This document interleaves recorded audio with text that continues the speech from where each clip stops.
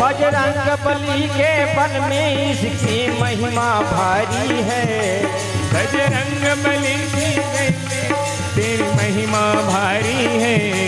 बजरंग बली के बल में इसकी महिमा भारी है।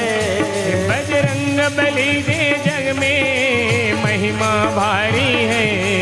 ब्रह्मा के चारों वेद से यह नाम निकलती है। ब्रह्मा के चारों वेदों से यह नाम निकलती है। शंकर के मानस मंदिर में दीपक सा जलता है। शंकर के मानस मंदिर में दीपक सा जलता है। लाखों का बेड़ा पार किया, लाखों का बेड़ा पार किया, पहुंचाया हरि का धाम। सीताराम सीताराम राम सीताराम सीताराम सीताराम सीताराम सीताराम। भजमन नाम राधे श्याम सीताराम सीताराम। भजमन राम राधे श्याम सीताराम सीताराम। श्री पुरुषोत्तम मास की जय। श्री पुराण पुरुषोत्तम भगवान श्री हरि की जय हो। मर्यादा पुरुषोत्तम सीतापति भगवान श्री रामचंद्र की जय हो। लीला पुरुषोत्तम राधापति भगवान श्री कृष्ण चंद्र की जय हो। सर्वेश्वरेश्वर युगल सरकार की जय हो। जय जय श्री राधे। जय जय श्री राधे। जय जय श्री राधे।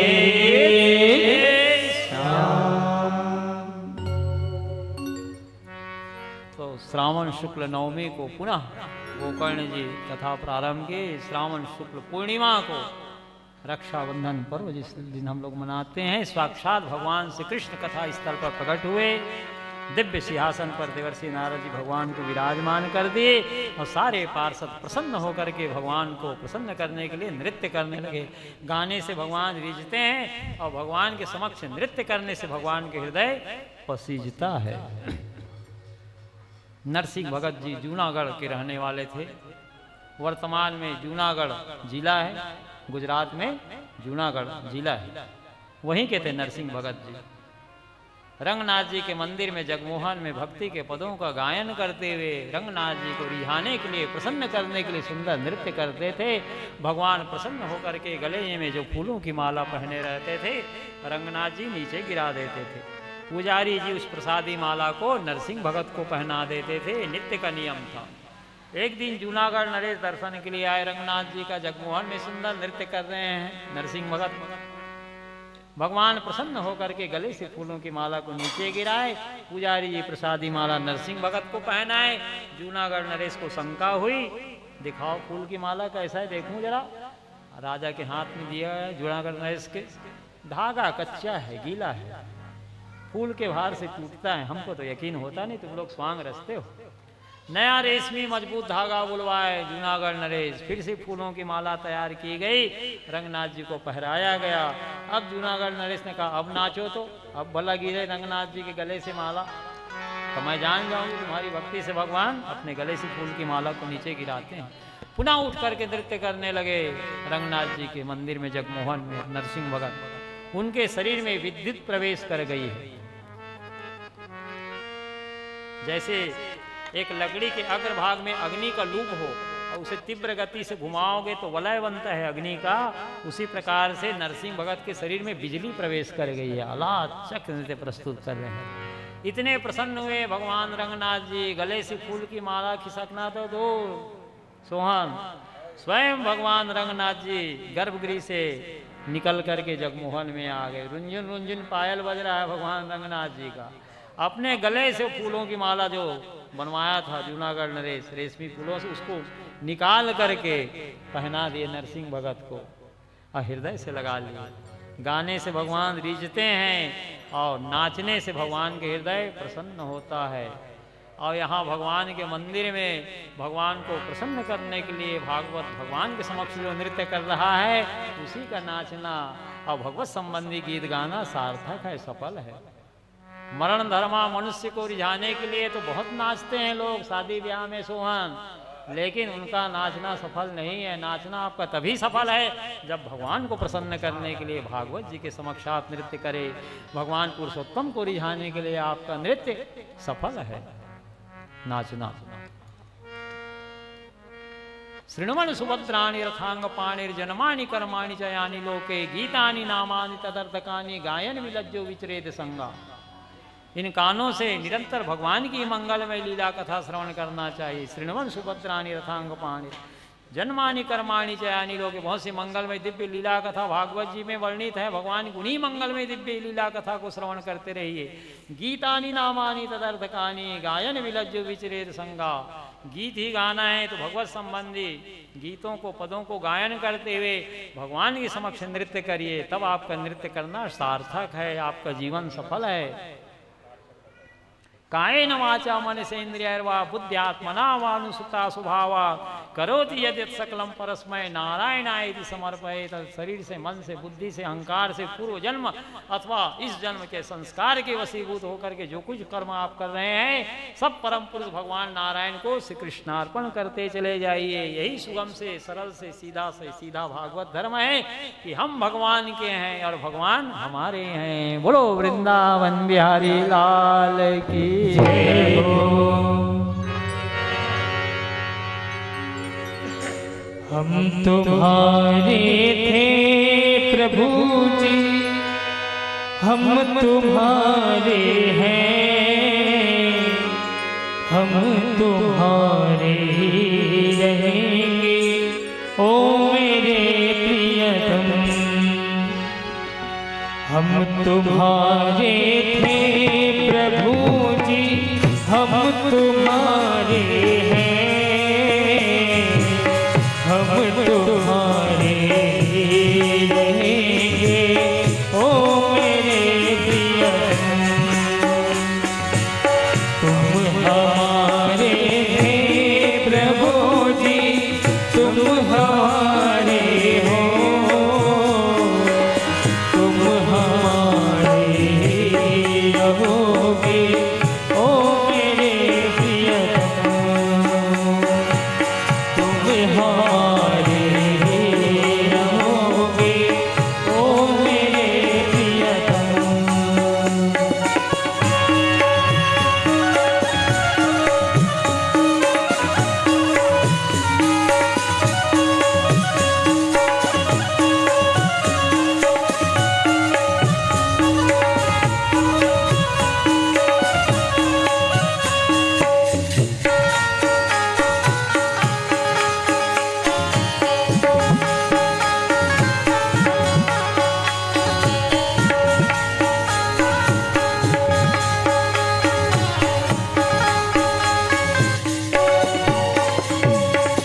तेरे कारण सब जग छोड़ा, तुम संग नाता जोड़ा। तेरे कारण सब जग जोड़ा, तुमसे नाता जोड़ा। एक बार प्रभु बस ये कह दो, तू मेरा मैं तेरा। एक बार प्रभु बस ये कह दो, तू मेरा मैं तेरा।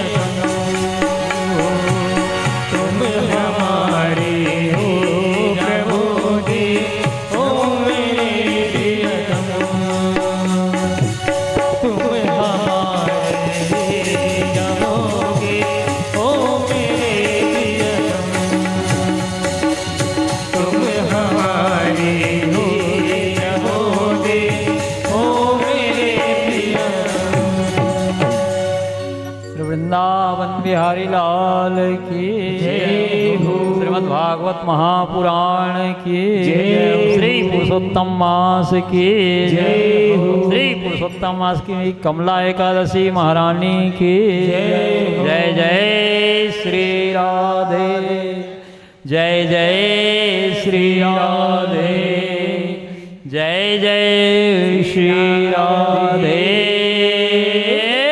श्याम। श्री वृंदावन बिहारी लाल की जय हो। कार्तिक शुक्ल नवमी को ज्ञान वैराग्य भक्ति के कल्याणार्थ हरिद्वार में आनंद तट में सनकादिक ऋषि भागवत कथा प्रारंभ किए और कार्तिक पूर्णिमा को भागवत कथा विराम हुई।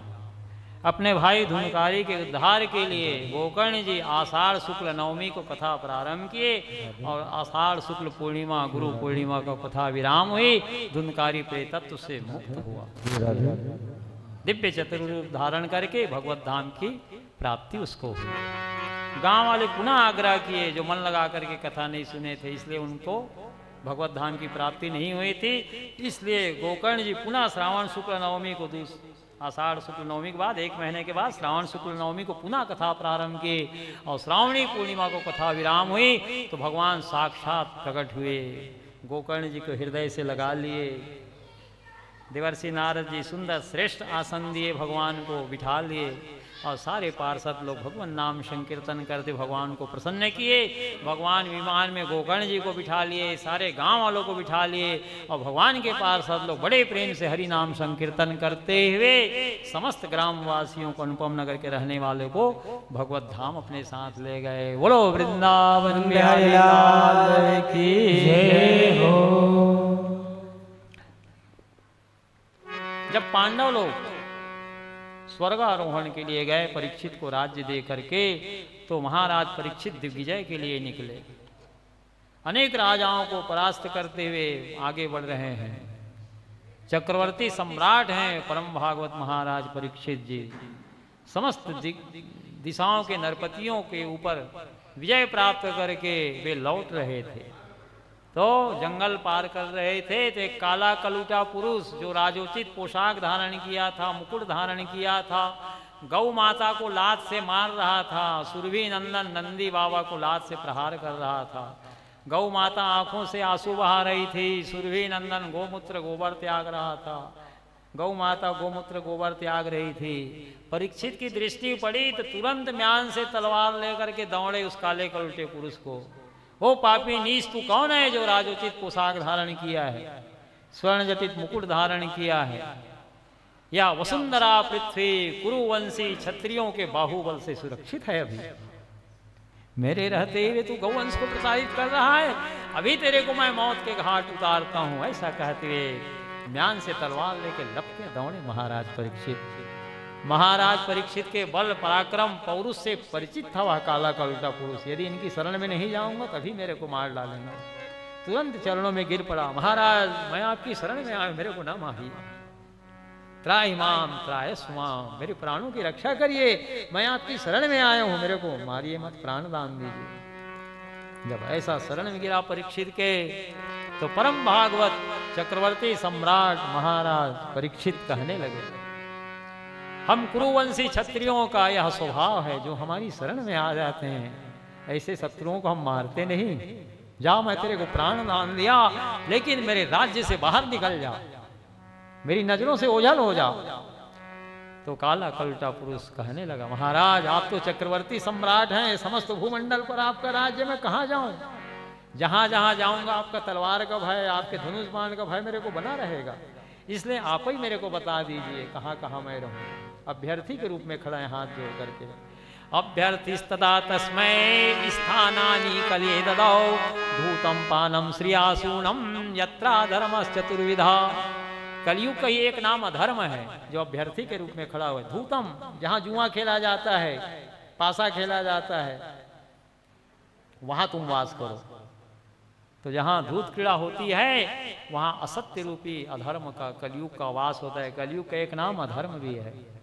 धूतम पानम, जहाँ मदिरा पान किया जाता है वहाँ तुम वास करो। जहाँ मदिरा पान किया जाता है वहाँ मद अहंकार रूपी घमंड रूपी अधर्म कलयुग का वास होता है। धूतम पानम श्रियासूनम, जहाँ व्यभिचार होता है वहाँ आसक्ति रूपी अधर्म कलयुग का वास होता है। और जहाँ हिंसा होती है वहाँ निर्दयता रूपी कलयुग का वास होता है। इसलिए आत्म कल्याण की इच्छुक, मोक्ष के अभिलाषी, लोक कल्याण में लगे हुए प्रजा वर्ग के लौकिक नेतागण हैं, इन सबको चारों वस्तुओं से दूरी बनाए रखनी चाहिए, नहीं तो पतन होने में देरी नहीं लगती। सब में कलयुग का वास है। धर्मोपदेष्टा गुरुजन हैं, सबको जो आत्म कल्याण के मार्ग में लगे हुए हैं, ऐसे पथिकों को इन चारों वस्तुओं से दूरी बनाए रखना चाहिए।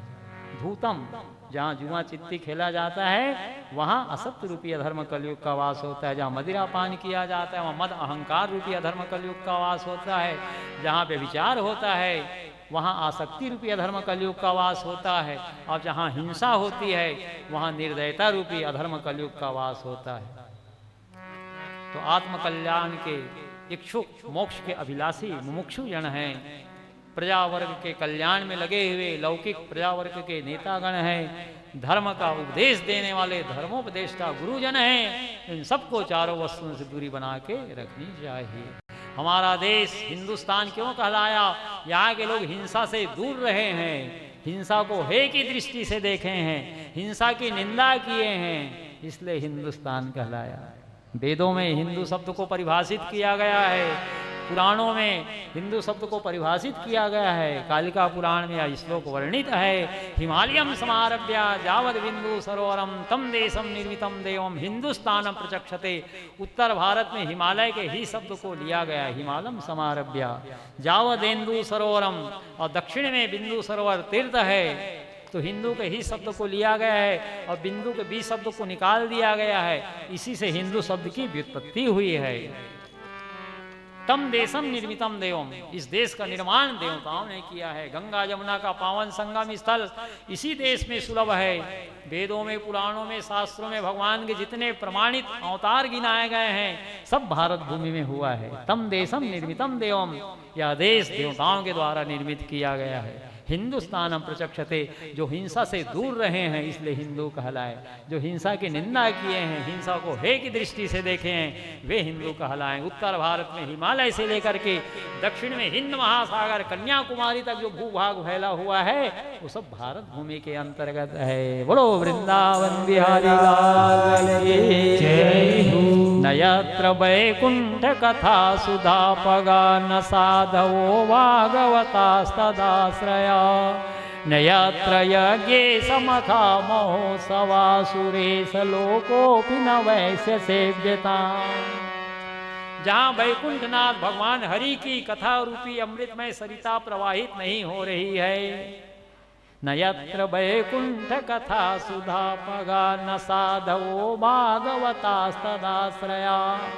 और जहाँ भगवान के कथा रूपी अमृतमय सरिता के उद्गम स्थल भगवान के प्यारे संत जन भक्त जन वास नहीं कर रहे हैं, और जहाँ बड़े समारोह पूर्वक यज्ञ पुरुष भगवान नारायण की पूजा अर्चना की जा रही हो, तो चाहे वो ब्रह्मा का ही लोग क्यों ना हो, सुरेश लोको बिना वैश्य सेव्यता, उस स्थान के सेवन नहीं करना चाहिए, त्याग देना चाहिए, वहीं वहीं अपना वास स्थान बनाना चाहिए जहाँ जहाँ भगवान का कथा कीर्तन उत्सव महोत्सव हो रहा हो। बोलो वृंदावन बिहारी लाल की जय। भज मन राम चरण सुखदाई, भज मन राम चरण सुखदाई, भज मन राम कथा सुखदाई, भज मन राम कथा सुखदाई, राम चरण सुखदाई, राम चरण सुखदाई, भज मन राम चरण सुखदाई, भज मन राम कथा सुखदाई, भज मन सुखदाई।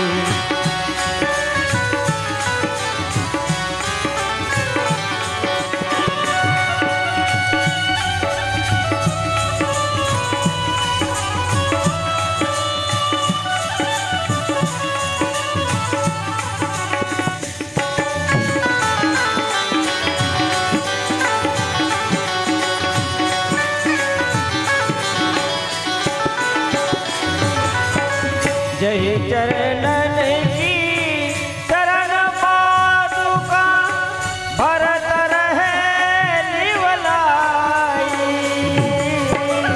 जय चरणन की चरण पादुका भरत रहे निवलाई। सोई चरण के वट धोइलीना, सोई चरण के वट धोइलीना, तब प्रभु नाम चढ़ाई। भज मन राम चरण सुखदाई। भज मन राम चरण सुखदाई। भज मन राम कथा सुखदाई। भज मन राम कथा सुखदाई।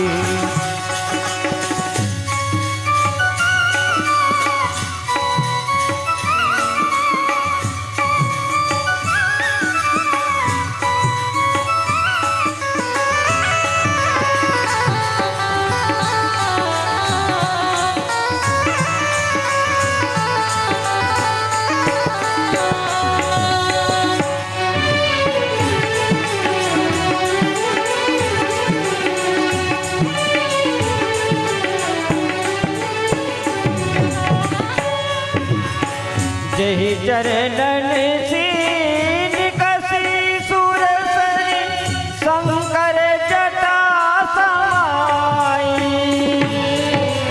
जय चरणन से निकसी सुरसरी, शंकर जटा समाई।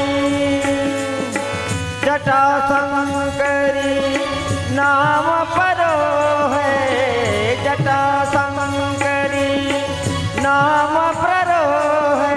जय हो हरि हरि। बहुत बढ़िया। भज मन राम चरण सुखदाई। भज मन राम चरण सुखदाई। भज मन राम कथा सुखदाई। भज मन राम कथा सुखदाई। राम चरण सुखदाई। भज मन राम चरण सुखदाई। भज मन राम चरण सुखदाई। भज मन राम कथा सुखदाई। भज मन राम कथा सुखदाई। भज मन राम सुखदाई। भज मन राम कथा सुखदाई। श्री वृंदावन बिहारी लाल की जय। श्री पुरुषोत्तम मास की जय। पुराण पुरुषोत्तम भगवान श्री हरि की जय। जय जय श्री राधे। जय जय श्री राधे। जय जय श्री राधे श्याम। श्री वृंदावन बिहारी लाल की जय हो। वाह काला उल्टा पुरुष का महाराज, मैं कलयुग हूँ, मेरा युग धर्म चल रहा है। ये चार अपवित्र स्थान मेरे को आपने वास करने के लिए दिया है। अब कृपा करके मेरे मन के अनुकूल एक स्थान और प्रदान कर दीजिए। अन्याय से अर्जित किए हुए धन पर भी मेरा अधिकार हो। तथास्तु परीक्षित ने कहा, वहां भी तुम्हारा वास होगा। अदृश्य हो गया वह काला कलुटा पुरुष, और जो महाराज परीक्षित स्वर्ण जटित मुकुट पहने थे उसी में जाके बैठ गया। पहला शिकार कलयुग ने परम भागवत महाराज परीक्षित को ही किया। कलयुग का दमन तो किए महाराज परीक्षित, लेकिन शिकार भी हुए कलयुग का। जो मुकुट पहने हुए थे परम भागवत महाराज परीक्षित, वो जरासंध का मुकुट था। अन्यायी राजा था, अनीति पूर्वक धन अर्जित किया हुआ था। 20,000 राजाओं को अन्याय पूर्वक बंदी बना करके रखा हुआ था वो। भीमसेन भगवान श्री कृष्ण की कृपा से जरासंध के ऊपर विजय प्राप्त किए। जरासंध का उद्धार हुआ भगवान की कृपा से भीम के द्वारा। तो बहुत सा धन धान्य लेकर के, स्वर्ण जटित मुकुट को भी लेकर के युधिष्ठिर को दिए भीमसेन कि महाराज बड़े भैया, ये जरासंध का स्वर्ण जटित मुकुट भी मैं लाया हूँ, बहुत से हीरे जवाहरात आदि के साथ उसे भी लाए। एक बहुत बड़े भारी भरकम संदूक में हीरे जवाहरात मूंगा माणिक्य के साथ में वो मुकुट भी था। कोषागार में रख दिया गया है उसे। और पांडव लोग इसके बारे में कभी परीक्षित को बताए नहीं थे, ना वे कभी पूछे थे। एक बार कोषागार का निरीक्षण कर रहे थे परम भागवत महाराज परीक्षित। कोषालय का निरीक्षण करते समय कोषागार के कोषालय कर्मियों से पूछने लगे वे, ए हमारे पूर्वजों पांडवों के हाथ का भारी भरकम संदूक है, इसके बारे में ना तो कभी पांडव लोग हमारे पूर्वजगण हमको बताए, ना मैंने ऐसा कोई भी अवसर आया कि उनसे पूछा। तो खोल के देखो तो भैया इसमें क्या है, बहुत दिन से इसको खोल के देखा नहीं गया है। अब वो भारी भरकम संदूक को खोल के देखा गया तो हीरे जवाहरात मूंगा माणिक से लबालब भरा था, सर्फियों से। स्वर्ण जटित मुकुट था जरासंध का उसी पेटी में, भारी भरकम संदूक में। तो समझे कि हमारे पूर्वजों का है, इसको क्या मालूम कि जरासंध के हाथ का है। और उसी को पहन करके परीक्षित दिग्विजय के लिए निकले हुए थे।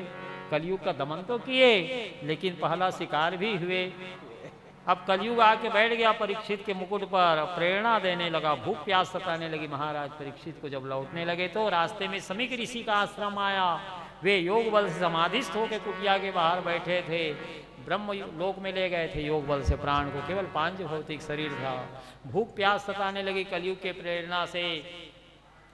समीक ऋषि से आग्रह करने लगे, महाराज हमको बहुत भूख लगी है, प्यास भी लगी है महाराज, कुछ जल पान करा दीजिए। वो तो ध्यानस्थ हैं, समीक ऋषि को तो पता ही नहीं है, केवल पांच भौतिक शरीर है। योग बल से प्राण को वे ब्रह्मलोक में ले गए। जब कोई उत्तर नहीं मिला समीक ऋषि से, तो कलयुग प्रेरणा देने लगा परीक्षित को, उनकी बुद्धि को प्रेरित करने लगा कि महात्मा स्वान तो नहीं रच रहे हैं, राजा का स्वागत सत्कार करने पड़ेगा, जल पिलाना पड़ेगा, जल पान कराना पड़ेगा, ऐसा विचार करके ढोंग तो नहीं रच रहे हमारे स्वागत सत्कार से बचने के लिए। तो इसकी कैसी परीक्षा लिया जाए। इधर उधर दृष्टि दौड़ाने लगे कि कैसे इनको हिलाऊं डिलाऊं। तो देखो संयोग से एक मरा हुआ सर्प दिखलाई पड़ा परीक्षित को। तो सोचे क्यों ना इस सर्प को गले में डाला जाए, यदि ये समाधिस्थ नहीं होगा तो तुरंत हड़बड़ा के उठेगा सांप को देख करके। अब गला में लपेटने लगे, धनुष की नोक से उठाए सांप को और समीक ऋषि के गला में लपेट रहे हैं, लेकिन फिर भी कोई प्रतिक्रिया नहीं हुई। वो तो समाधिस्थ थे, योग बल से प्राण को ब्रह्मलोक में ले गए थे। अब इस बात को समीक नंदन श्रृंगी ऋषि को कुछ ऋषि बालक लोग जो कौशिकी नदी के जल में स्नान कर रहे थे बताए आकर के कि तुम्हारे पिता महाराज समीक जी के गले में परीक्षित राजा जो है मरे हुए सर्प को गले में डाल करके चला गया है। महानदी सिहावा पहाड़ से निकली है। महानदी का उद्गम स्थल होने से वेदों में उसका नाम महेंद्र पर्वत है। सिहावा पहाड़ हम लोग कहते हैं, लेकिन वेद में महानदी का उद्गम स्थल होने के कारण उसका नाम महेंद्र पर्वत है। परशुराम जी की तपस्थली है, समीक ऋषि का आश्रम है महेंद्र पर्वत पर, श्रृंगी ऋषि का आश्रम है। महानदी का उद्गम स्थल जहाँ है वही महानदी वेद में महारानी कौशल्या के नाम से, जो कौशल प्रांत में रहते हैं, चंदपुरी में कौशल्या जी का मंदिर है 8वीं शताब्दी का। तो कौशल प्रदेश होने के कारण कौशिकी नदी के नाम से विख्यात थी महानदी वेद काल में। वेदों में, पुराणों में, शास्त्रों में यह महानदी कौशिकी नदी के नाम से विख्यात है। तो कौशिकी नदी के जल में स्नान बना रहे हैं श्रृंगी ऋषि। ऋषि बालकों के मुख से सुने कि हमारे पिताजी महाराज समीक ऋषि के गले में मरे हुए सर्प को डाल करके राजा परीक्षित चला गया है। तो कौशिकी नदी को जल को उठा ली अंजलि में और ऋषि बालकों को संबोधित करते हुए कहे कि अब तुम लोग मेरे ब्रह्म तेज को देखो। बड़ा तेजस्वी ब्राह्मण कुमार था। कौशिकी नदी का जल उठा करके बड़ा गाढ़ा श्राप दे दिए परम भागवत महाराज परीक्षित को। जो राजा परीक्षित मेरे पिता के गले में मरे हुए सर्प को डाल के गया है, पृथ्वी लोक की बात कौन कहे, देवलोक का नाग तक्षक आकर के उसे डस लेगा, उसे कोई नहीं बचा पाएगा, उसकी मृत्यु हो जाएगी। ऐसा कहते हुए जल को छोड़ दिए और रोते हुए कौशिकी नदी के जल से बाहर निकल करके पिताजी के आश्रम में आए।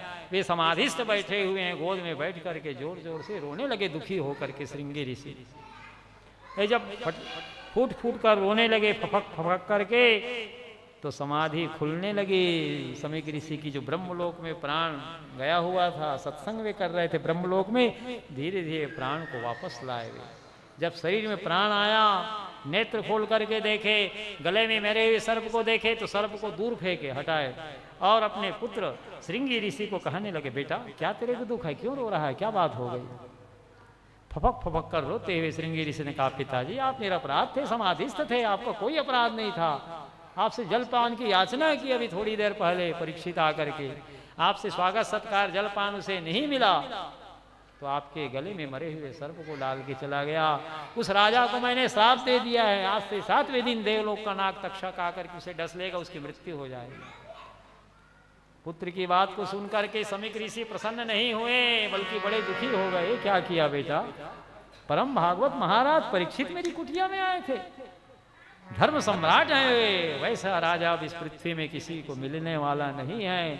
जब धर्मात्मा राजा के राज्य में सत्ता होती है तो प्रजा धर्म पूर्वक धर्म कार्य संपादित करती है, और दुष्टों के राज्य में, दुष्टों के हाथ में सत्ता आ जाती है। जब दुष्ट राजा हो जाते हैं तो वैसे दुष्ट चोर लुटेरे डकैत उनके संगी साथी बढ़ जाते हैं, उन्हीं का बोलबाला हो जाता है, प्रजा में उपद्रव होता है, कलह होती है, वो सब पाप हमको लगेगा।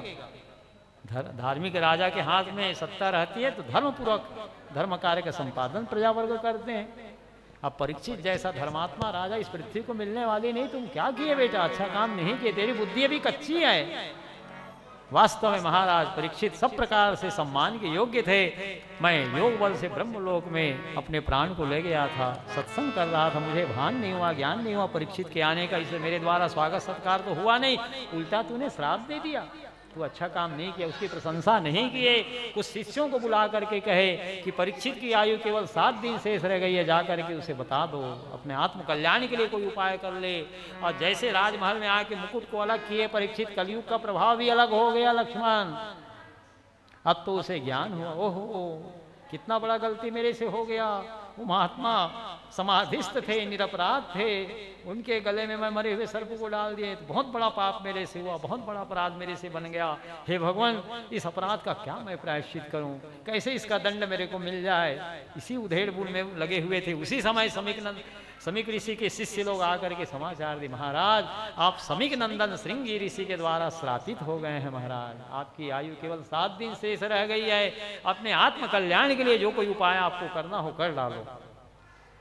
राज्य का मोह नहीं किए, रानी का मोह नहीं किए, पुत्र का मोह नहीं किए, तुरंत जन्मेजय को राज्य सिंहासन पर बिठा करके राज्याभिषेक किए और गंगा नदी के तट पर आकर के महाराज परीक्षित अपने आत्म कल्याण के संबंध में जिज्ञासा लोगों से करने लगे। जंगल में आग की तरह समस्त भूमंडल पर ये बात फैल गई कि चक्रवर्ती सम्राट महाराज परीक्षित समीक नंदन श्रृंगी ऋषि के द्वारा श्रापित हो गए हैं, उनकी आयु केवल 7 दिन शेष रह गई। इस बात को सुनकर के कितने साधु संत महात्मा ऋषि मुनि श्रद्धालु भक्तगण सब गंगा किनारे पहुंच गए, सब परीक्षित को घेर लिए हैं और सबसे परीक्षित विनय कर रहे हैं, दिव्य सिंहासन रखे हुए हैं और सबसे कह रहे हैं कि 7 दिन मेरी आयु शेष रह गई है, आत्म कल्याण के लिए जो कोई मेरे को उपदेश आप लोग करना चाहें तो इस दिव्य सिंहासन पर विराजमान होकर के आत्म कल्याण के लिए आप मुझे उपदेश करिए। उसी समय सबके देखते देखते 16 वर्षीय सुखदेव स्वामी जी का आगमन हुआ, जो नंग नरंग है, दिव्य स्वरूप है। वे आकर के व्यासासन पर आसीन हुए। सुखदेव स्वामी जी के बड़े प्रेम से चरण को धोए, चरणों को शीश पे धारण किए, दिव्य फूलों की माला पहनाए, तिलक लगाए, आरती उतारे और हाथ जोड़ करके विनय करने लगे। आइए सुखदेव स्वामी जी की हम सब वंदना करें। बोलो सुखदेव स्वामी की जय हो। कि वृंदावन बिहारी लाल की जय। हरि कथा सुनाने वाले, हरि का नाम सुनाने वाले, तुमको लाखों प्रणाम, तुमको लाखों प्रणाम। हरि लाखों प्रणाम, तुमको लाखों प्रणाम। हरि कथा सुनाने वाले, हरि कथा सुनाने वाले, तुमको लाखों प्रणाम, तुमको लाखों प्रणाम। तुमको लाखों प्रणाम, तुमको लाखों प्रणाम। तुमको लाखों प्रणाम, तुमको लाखों प्रणाम। तुमको लाखों प्रणाम, तुमको लाखों प्रणाम। तुमको लाखों प्रणाम, तुमको लाखों प्रणाम। तुमको लाखों प्रणाम, तुमको लाखों प्रणाम। हरि कथा सुनाने वाले, हम कथा सुनाने वाले, तुमको लाखों प्रणाम, तुमको लाखों प्रणाम। तुमको लाखों प्रणाम, तुमको लाखों प्रणाम।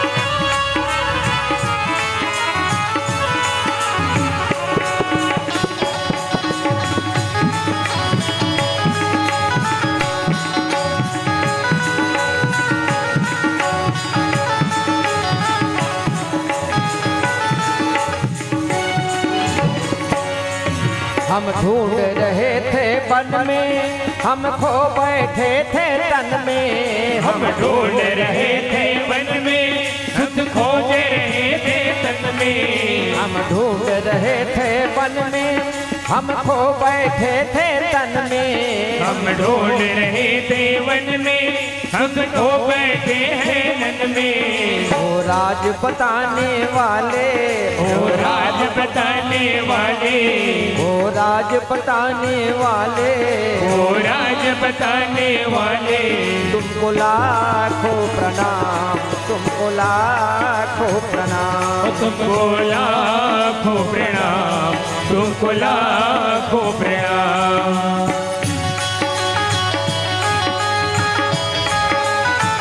जय हो।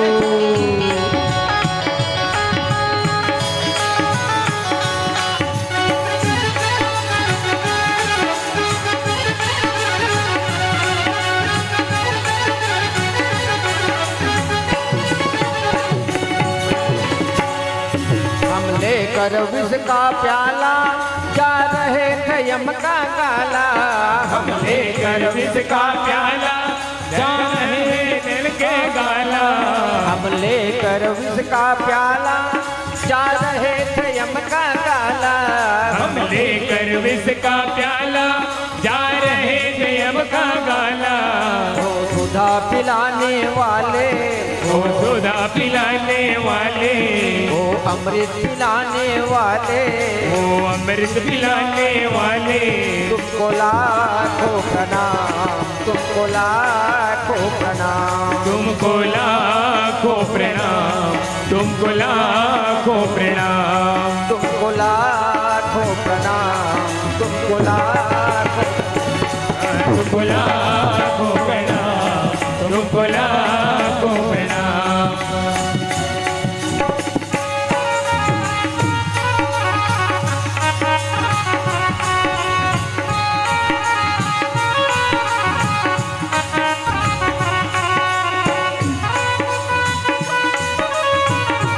जय हो।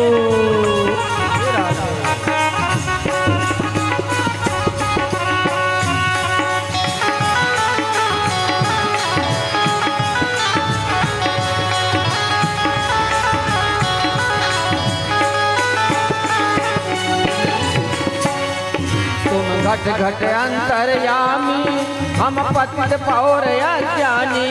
तुम घट घट अंतर्यामी, हम पतित और अज्ञानी। घट घट अंतर्यामी हम पतित और अज्ञानी। तुम घट घट अंतर्यामी हम पतित और अज्ञानी।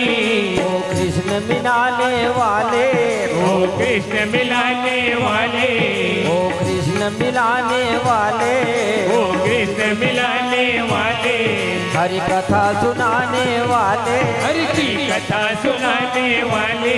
तुमको लाखों प्रणाम, तुमको लाखों प्रणाम।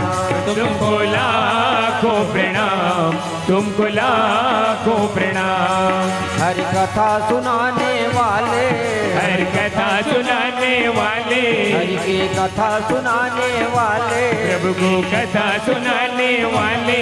तुमको लाखों प्रणाम, तुमको लाखों प्रणाम, तुमको लाखों प्रणाम, तुमको लाखों प्रणाम, तुमको लाखों प्रणाम, तुमको लाखों प्रणाम, तुमको लाखों प्रणाम, तुमको लाखों प्रणाम।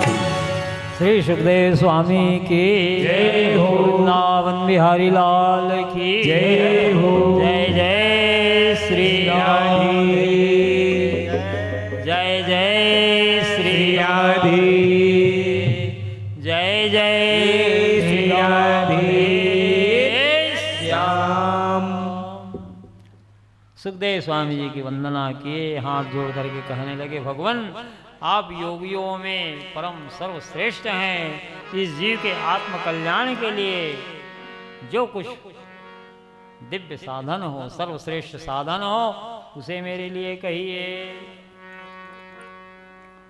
सुखदेव स्वामी जी ने महाराज परीक्षित से कहा, वरीयाने सते प्रश्ना कृते लोकहितं नृपा आत्मविद सम्मता पुंसाम श्रोतव्यादिषु या परा। वरीयाने सते प्रश्न।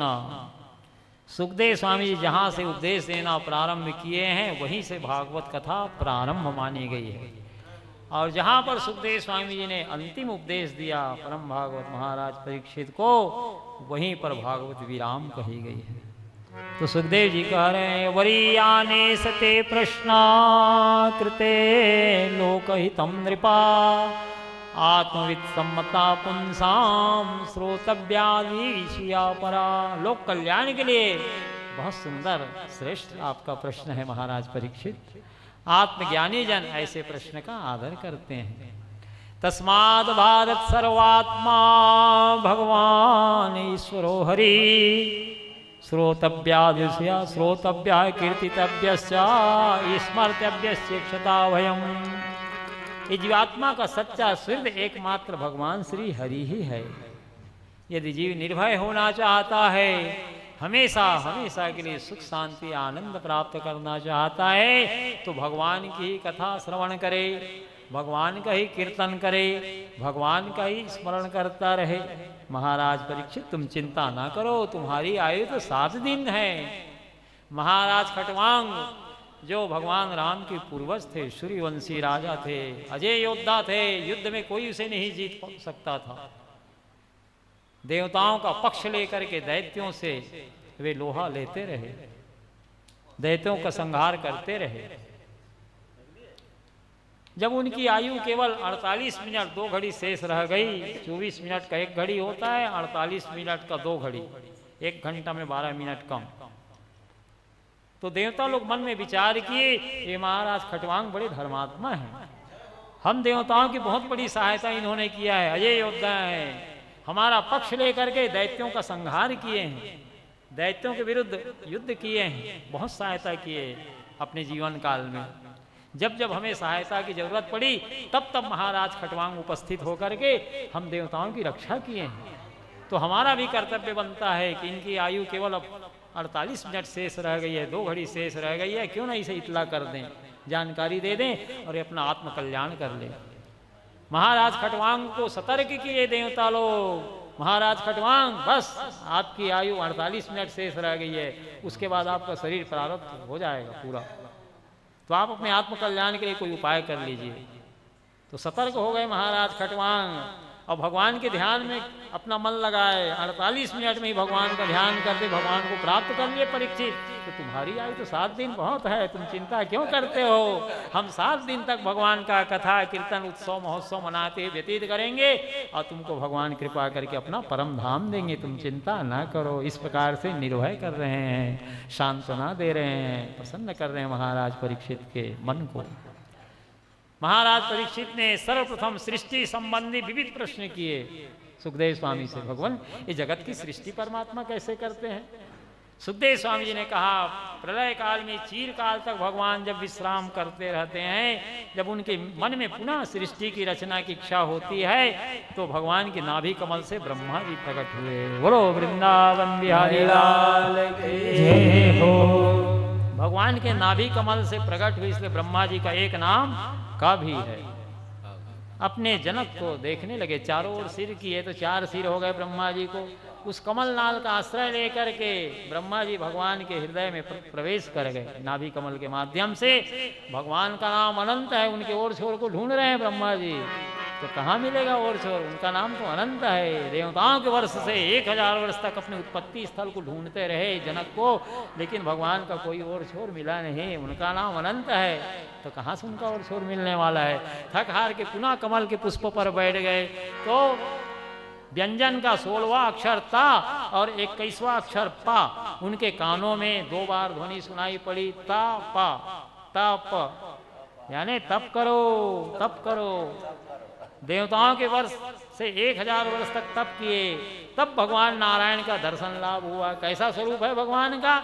शांताकारं भुजगशयनं पद्मनाभं सुरेशं विश्वाधारं गगनसदृशं मेघवर्णं शुभांगं लक्ष्मीकान्तं कमलनयनं योगीभिधानगम्यं वन्दे विष्णु भयहरणं सर्वलोकैकनाथं। शांत आकृति है भगवान का, शेष नाग की सैया पर शेष शयन किए हुए हैं। नाग को काल का प्रतीक माना गया, सर्प को देखते ही कितना भय लगता है, कहीं डस दे तो तत्काल मृत्यु हो जाती, शरीर नीला पड़ जाता है। तो ऐसे 1000 फण वाले शेष जी की सैया पर विश्राम कर रहे हैं, फिर भी मन उनका शांत है। एक सांप को देखो तो कितना भय लगता है, और कहीं डस दे तो तत्काल मृत्यु हो जाती है। तो 1000 फण वाले काल पर शयन करते हैं भगवान नारायण। और शंकर जी काल को अपने गले में धारण करते हैं आभूषण के रूप में, इसलिए मृत्युंजय कहलाते हैं शंकर जी। शंकर जी आभूषण के रूप में काल को अपने गले में धारण किए हुए हैं, और भगवान नारायण काल पर शयन करते हैं शांताकारम, फिर भी शांताकृति है। भुजग शयनम पद्मनाभम सुरेशम, जिनके नाभि कमल से ब्रह्मा जी प्रकट हुए हैं। विश्व के जो आश्रय हैं, आधार हैं, विश्वाधारम गगन सदृशम, गगन के समान मेघ वर्ण है, नील कांति है भगवान की, नील वर्ण है। जो लक्ष्मी जी के पति हैं लक्ष्मीकांतम, कमल नयनम, भगवान के नेत्र कमल के समान सुंदर प्रफुल्लित हैं। विश्व के जो आधार हैं, आश्रय हैं, विश्वाधारम गगन सदृशम मेघ वर्णम शुभांगम, मेघ के समान नील वर्ण है। लक्ष्मीपति हैं जो लक्ष्मीकांत हैं, कमल के समान सुंदर नेत्र हैं भगवान के, इसलिए कमल नयन कहलाते हैं, कमल नेत्र कहलाते हैं, राजीव नयन कहलाते हैं। राजीव कहते हैं कमल को। योगियों के द्वारा भी जो ध्यान में नहीं आते, योग वीर्ध्यानगम्यम वंदे विष्णु भवहरणम सर्वलोकैकनाथम, जो सभी लोगों के ईश्वरों के भी ईश्वर हैं, सर्वेश्वरेश्वर हैं, उन भगवान श्री हरि की हम शरण में हैं, उनके शरणागत हैं। इस प्रकार से स्तुति किए। भगवान अपने स्वरूप का दर्शन कराए ब्रह्मा जी को, वैकुंठ लोक का दर्शन कराए, सृष्टि का आदेश दिए। जो आज्ञा कह के भगवान के आदेश को सिरोधार ब्रह्मा जी ने किया। ब्रह्मा जी के दाहिने भाग से सार्वभौम सम्राट मनु जी प्रकट हुए, वाम भाग से देवी शत्रुपा प्रकट हुई। दोनों अपने पिताजी को प्रणाम किए ब्रह्मा जी को। पितामह, कौन सा प्रिय कार्य हम आपका करें? बेटा सृष्टि का निर्माण करो। जो आज्ञा कह करके पिता के आदेश को सिरोधार किए मनु शत्रुपा। मातु पिता गुरु प्रभु के बानी, विनय विचार करें शुभ जाने। माता पिता गुरुजनों के वचन को शुभ जान करके उनके वचनों का अक्षरशः पालन करना चाहिए। अनुचित उचित विचार तजी, जे पाले पितु बहन ते भाजन सुख सुजस्ते बसई अमर पतियन। संतान पे विचार नहीं करना चाहिए कि अनुचित आज्ञा दे रहे हैं कि उचित आज्ञा दे रहे हैं। जो अक्षरशः आदेशों का पालन करते हैं माता पिता का संतान, तो आज्ञा पालन के पुण्य बल से ही भगवत धाम के वे अधिकारी हो जाते हैं। चारि पदार्थ कर चलता के, प्रिय पितु मातु प्राण समझा के। धर्म अर्थ काम मोक्ष चारों पुरुषार्थ हाथ में आ जाते हैं, जो माता पिता को प्राणों के समान प्रिय लगते हैं। तो मनु शत्रुपा जो आज्ञा कह करके आदेश दिए और देवताओं की सृष्टि का कार्य प्रारंभ हुआ। ब्रह्मा जी के दाहिने भाग से मनु जी, वाम भाग से शत्रुपा जी प्रकट हुई, सृष्टि कार्य के लिए आदेश दिया। 5 संतान हुई मनु शत्रुपा की। 3 कन्याएं हैं, आकुति, देवहूति, प्रसूति, और 2 पुत्र हैं, प्रिव्रत और उत्तानपाद। इस प्रकार से देवताओं की सृष्टि का कार्य प्रारंभ हो गया। बोलो वृंदावन बिहारी लाल की जय। संतन के संग लाग रे, संतन के संग लाग रे तेरी संतन के संग लाग रे तेरी संतन के संग लाग रे तेरी अच्छी बनेगी। संतन के संग लाग रे तेरी अच्छी बनेगी। अच्छी बनेगी तेरी किस्मत जगेगी। अच्छी बनेगी मेरी विद्या करेगी। अच्छी बनेगी तेरी किस्मत जगेगी। अच्छी बनेगी तेरी विद्या करेगी। होए तेरो बड़े भाग रे तेरी अच्छी बनेगी। संतन के संग लाग रे तेरी अच्छी बनेगी।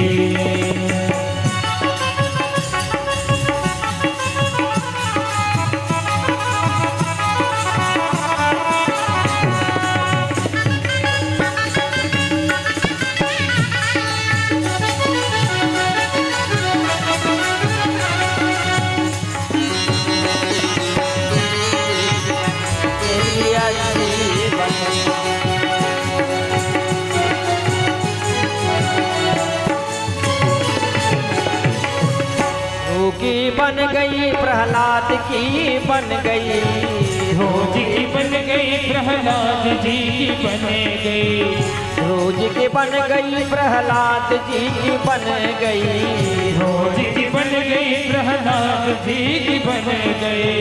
हरि सुमिरन से जागरे तेरी अच्छी बनेगी। हरि के संग लागरे तेरी अच्छी बनेगी। संतन के संग लाग रे तेरी अच्छी बनेगी। ओ संतन के संग लाग रे मेरे अच्छी बनेगी।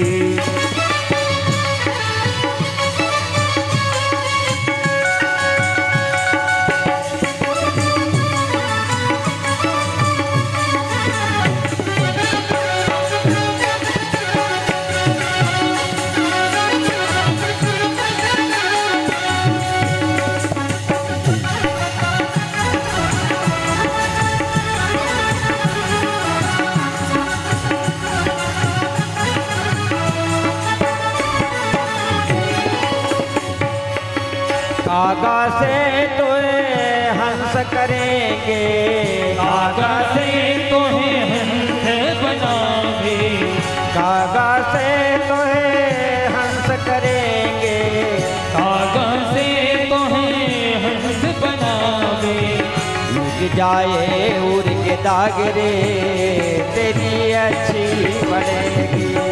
संतन के संग लाग रे मेरे अच्छी बनेगी। अच्छी बनेगी तेरी किस्मत जगेगी। अच्छी बनेगी मेरी विपदा कटेगी। अच्छी बनेगी तेरी विपदा डरेगी। अच्छी बनेगी मेरी विपदा कटेगी। संतन के संग लाग रे तेरी अच्छी बनेगी। संतन के संग लाग रे मेरी अच्छी बनेगी। संतन संतन के संग लाग रे तेरी अच्छी बनेगी। संतन के संग लाग रे मेरी अच्छी बनेगी। संतन के संग लाग रे तेरी अच्छी बनेगी। संतन के संग लाग रे मेरी अच्छी बनेगी। वृंदावन बिहारी लाल की जय हो। सुखदेव स्वामी से महाराज परीक्षित ने कहा, भगवान मैं भगवान के 12 अवतार की कथा श्रवण करना चाहता हूँ, भगवान को 12 अवतार क्यों लेना पड़ा। सुखदेव स्वामी ने कहा, देखो परीक्षित, एक बार प्रलय काल में चीरकाल से भगवान क्षीर सागर पर विश्राम कर रहे थे। लक्ष्मी जी चरण दाब रही थी भगवान नारायण की। लक्ष्मी जी को हंसी आई। भगवान ने हंसी का कारण पूछा तो लक्ष्मी जी कही कि यूं ही हंसी हूं। भगवान ने कहा, कोई कारण होगा, यूं ही कैसे हंसोगी। तो लक्ष्मी जी बोलने लगी, भगवान इसलिए हंसी मैं, जब से प्रलय काल हुआ है आप निरंतर योग निद्रा का आश्रय लेकर के विश्राम कर रहे हैं, तो मेरे मन में यह बात आई कि भगवान की भुजाओं में बल है कि नहीं।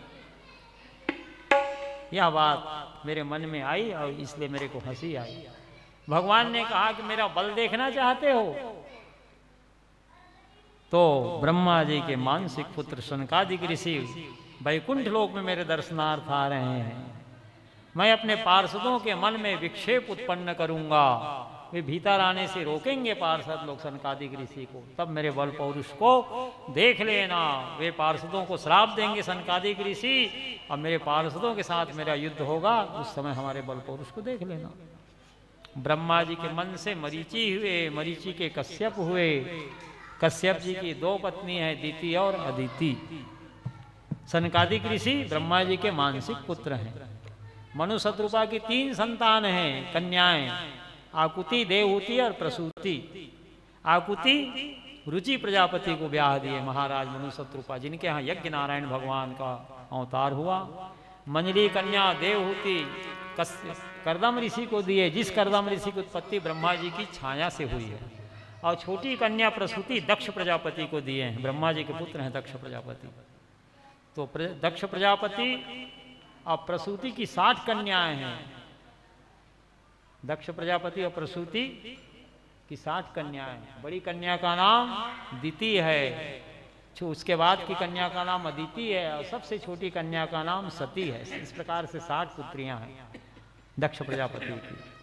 तो दिति अदिति कश्यप ऋषि को ब्याह दिए मनु शत्रुपा। ब्रह्मा जी के मन से मरीचि हुए, मरीचि के कश्यप हुए। कश्यप जी की 2 पत्नी है, दिति और अदिति। दिति से दैत्य लोग हुए, हिरण्यकश्यप हिरण्याक्ष आदि, और अदिति से आदित्य आदि दैत्य लोग हुए। ब्रह्मा जी की प्रेरणा से छोटी कन्या सती को दक्ष प्रजापति शंकर जी को दिए। इस प्रकार से देवताओं की सृष्टि से ये संसार भर गया है। तो एक बार सनकादिक ऋषि जब वैकुंठ लोक भगवान नारायण के दर्शन के लिए गए हुए थे और इधर लक्ष्मी महारानी भगवान की चरण सेवा में लगी हुई है, प्रलय काल में वैकुंठ लोक में भगवान की सेवा करते करते लक्ष्मी महारानी के मन में यह भाव आया कि जब से प्रलय काल हुआ है तब से मैं भगवान की चरण दाब रही हूँ, भुजा को दाब रही, इसमें बल रह भी गया है कि नहीं रह गया है। ऐसा विचार करके उन्हें हंसी आई। भगवान हंसी का कारण पूछे तो लक्ष्मी महारानी बताई कि आपकी भुजाओं में बल है कि नहीं नाथ। चीरकाल से आप योग निद्रा का योग निद्रा का आश्रय लेकर के विश्राम कर रहे हैं। तो इस बात को लेकर के हमको हंसी आई। तो भगवान ने कहा कि मेरे दर्शन के लिए ब्रह्मा जी के मानसिक पुत्र सनकादिक ऋषि आ रहे हैं, मेरी प्रेरणा से पार्षद लोग रोकेंगे। जब मेरे दर्शन में विक्षेप उत्पन्न होगा तो मेरे पार्षदों को श्राप देंगे, मेरे पार्षदों के साथ युद्ध होगा, तो हमारी भुजाओं में कितना बल है उसको तुम देख लेना। जगत के जितने कार्य हैं सब भगवान के गंभीर इशारे से घटित हो रहे हैं। बिना भगवान की इच्छा के जगत के कोई कार्य होते नहीं। सुखदेव स्वामी जी कह रहे हैं, परीक्षित यद्यपि वैकुंठ लोक में तरह तरह की सुंदरताएं हैं, चित्र विचित्र स्तंभ हैं, मणिमय आंगन है, लेकिन तमाम सुंदरताओं की उपेक्षा करते हुए एकमात्र भगवान नारायण के दर्शन के विलासा मन में लिए सनकादिक ऋषि एक एक करके 6 देहली को पार कर गए। 7वें देहली में पहुंचे हैं। जय विजय प्रधान पार्षद वेद अड़ा करके खड़ा हो गए, नहीं जाने दिए। दूसरे मार्ग से आने लगे, वहां भी वेद अड़ा के खड़े कर दिए।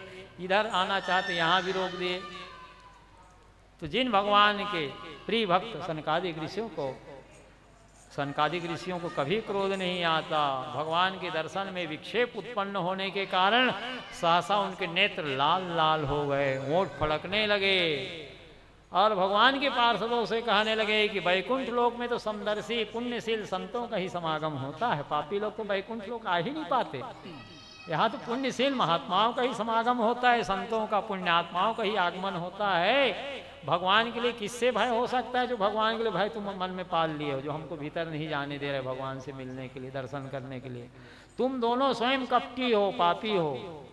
जहाँ अकारण बिना कोई कारण के ईर्षा द्वेष से ग्रसित रहते हैं, ऐसे पापमय मृत्यु लोक में रहने लायक हो। 3 बार भीतर जाने से हमको रोके हो, तो तुम्हारे अपराध के अनुरूप हम दंड का विधान कर रहे हैं। 3 बार तुम लोग मृत्यु लोक में राक्षस की योनि में जन्म लोगे पापी, और तुम्हारे एक जन्म के मृत्यु के कारण तो हम ही बनेंगे। ऐसा कुपित होकर के सनकादिक ऋषि भगवान की प्रेरणा से श्राप दे दिए। अब तो भय से थरथर कांपने लगे। जय विजय ये बात भगवान के कानों तक पहुंची। तुरंत भगवान वैकुंठ लोक की भूमि में अपने चरण को रखे। जब भगवान उठे तो नंद सुनंद पुण्यशील सुशील भगवान के पार्षद गरुड़ जी हैं, जयंत जी हैं, तमाम पार्षद छत्र चमर लेके भगवान की सेवा में उपस्थित हो गए। भगवान आगे बढ़ने लगे, मुख्य द्वार पर आ गए। सनकादिक ऋषि से बहस हो रही है, भगवान के पार्षदों का वार्तालाप क्रोध से एक दूसरे से कर रहे हैं। जब भगवान को सहसा आए देखे तो सनकादिक ऋषि चरणों में गिर पड़े। भगवान बल करके उठाए। जब नीचे झुके भगवान तो नवीन तुलसी मंजरी की माला की सुवासित वायु सनकादिकों के नासिका रंध्र के माध्यम से हृदय देश में पहुंची तो उनके मन में खलबली उत्पन्न हो गई। अपने आप को वे संभाल नहीं सके। तस्यारविंद नयनास्य पदारविंदम किंजल्कमिश्र तुलसी मकरंद वायु अंतर्गता सौरेण चकार तेषां संक्षोभमक्षर मुसाउनि चेत तन्नो। बल करके भगवान उठाए, हृदय से लगा लिए। सनकादिकों ने कहा ना, आपके दर्शन में विक्षेप उत्पन्न किए आपके पार्षद लोग, इसलिए हम उनको कुपित होकर श्राप दे दिए। तो हमसे अपराध बन गया है, आपको पार्षदों को हमने श्राप दिया है। लेकिन हम आपके दर्शन के अभिलाषी थे, आपका दर्शन लाभ हमें हो गया। आप जो चाहे हमको दंड दे दीजिए, हमसे अपराध तो हुआ है। भगवान ने कहा मेरी इच्छा से, मेरी प्रेरणा से तुम लोग सनकादिक ऋषि हमारे पार्षद जय विजय को श्राप दिए हो। बिना भगवान की इच्छा के जगत के कोई कार्य नहीं होता।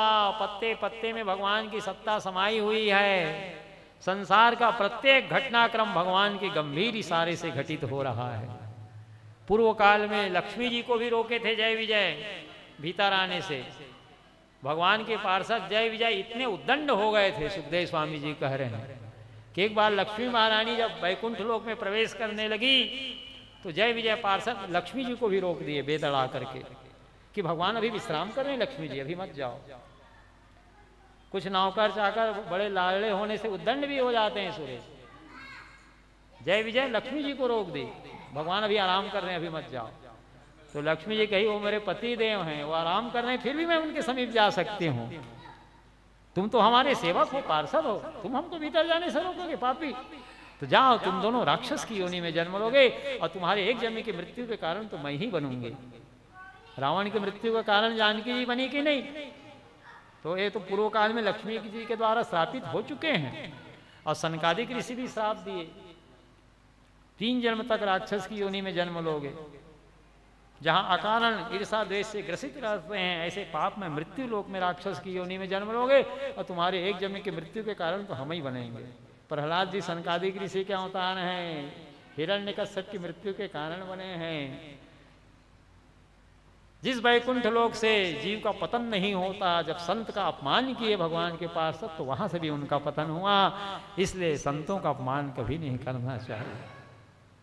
अब जनी कर से संत अपमाना, जाने से संत अनंत समाना। संत और भगवंत एक ही सिक्का के दो पहलू हैं। राम सिंधुगन सज्जन धीरा, चंदन तरु हरि संत समीरा।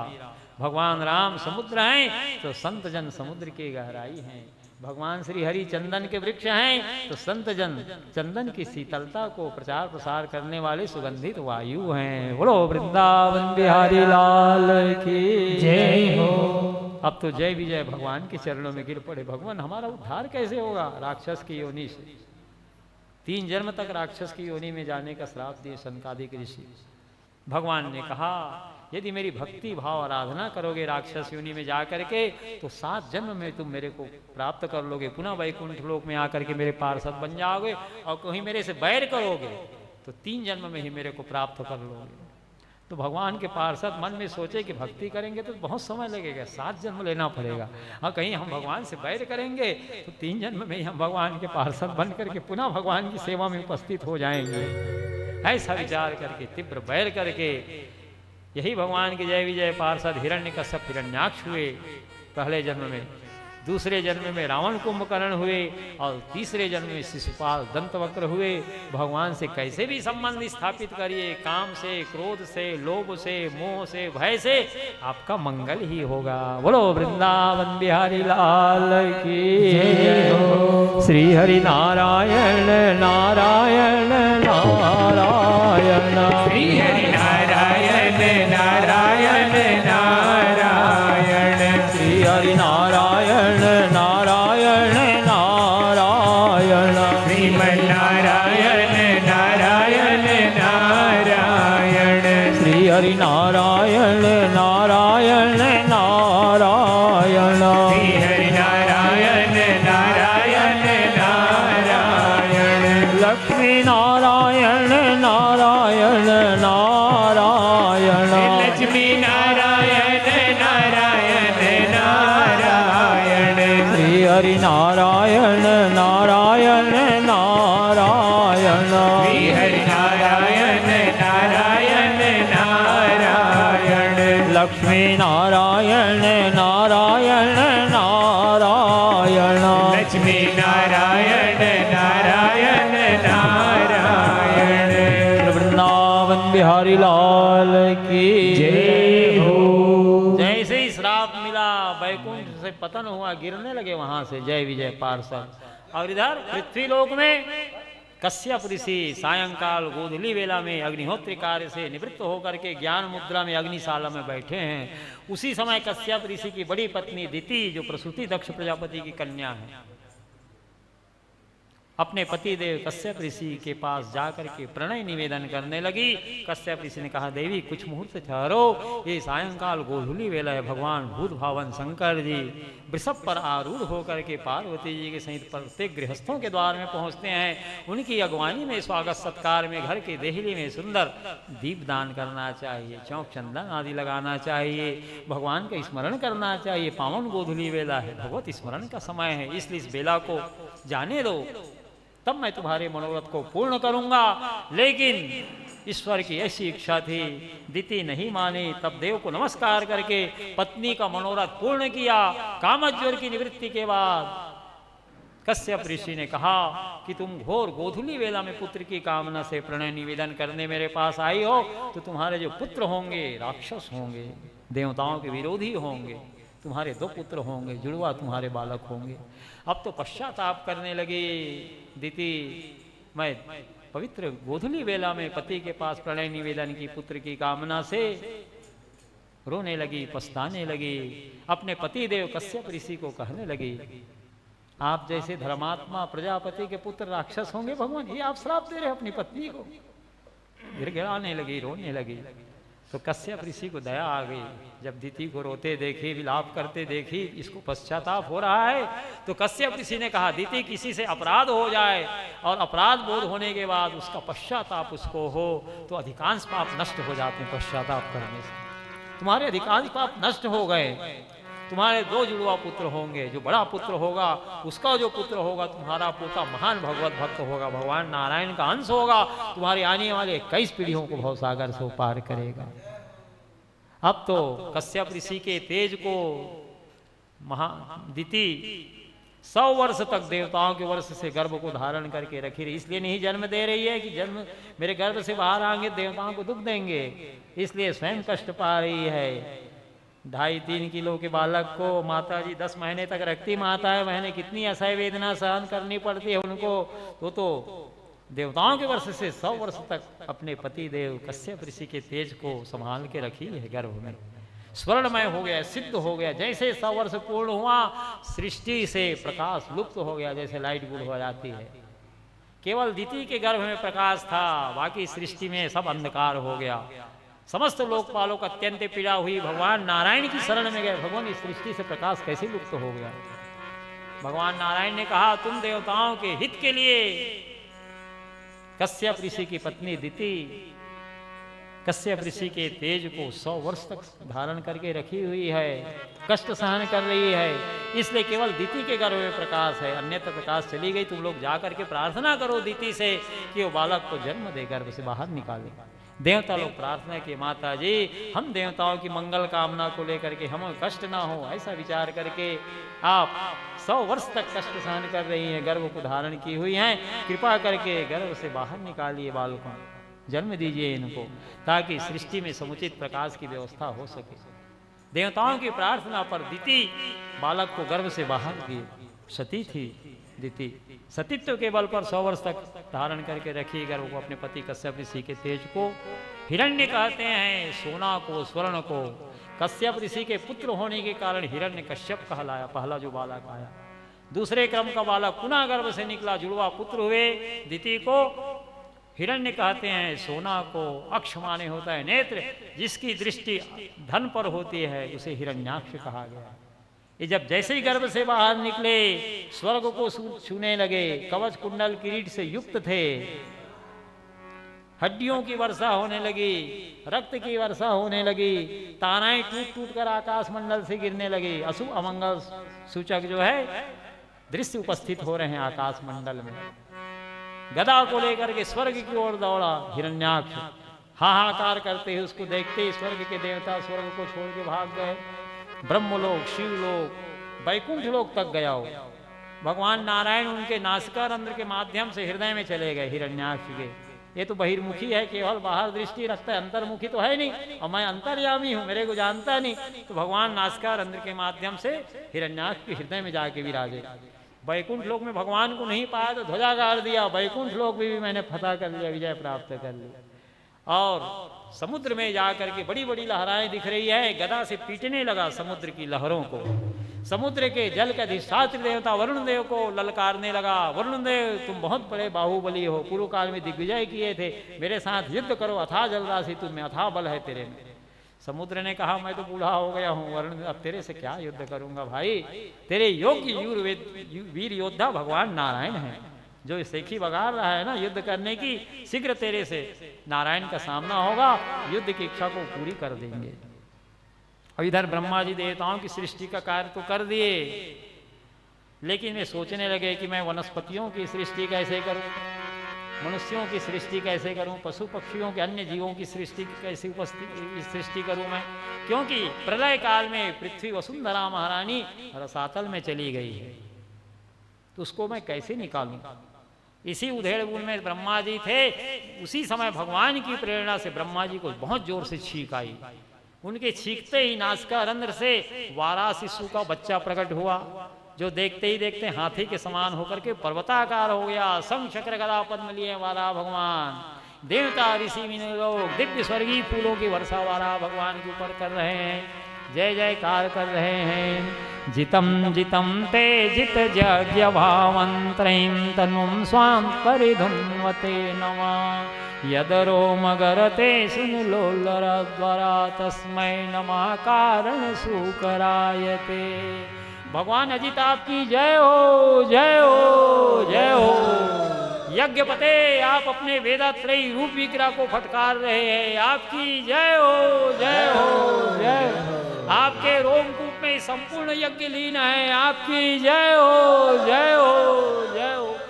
त्रैलोक में आज तक आपके ऊपर कोई विजय प्राप्त नहीं कर पाया है, इसलिए त्रैलोक में अजित नारायण के नाम से आप विख्यात हैं। श्री अजित नारायण भगवान की जय हो, जय हो, जय हो। आपने पृथ्वी देवी का उद्धार करने के लिए असुर रूप धारण किया है।